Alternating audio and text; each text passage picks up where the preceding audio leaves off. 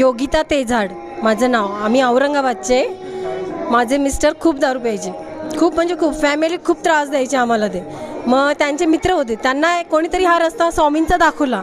मग त्यांनी आम्हाला सांगितलं की ताई असं असं आहे, तुम्ही चला आमच्यासोबत. मग आम्ही इकडे आलो. पण स्वामींच्या कृपेने एवढा चांगलं झालं आहे आमचं, खूप चांगलं झालं आहे. ते मी सांगूही शकत नाही शब्दांनी. अक्षरशः मला स्वामींचं दर्शन होतं त्यांच्यात. आता मला 10 वर्ष होतील इकडे येते. 10 वर्षापूर्वी तुमचे मिस्टर दारू पित होते. हो खूप. आता कसे असतात? आता एक देव माणूस झालेत.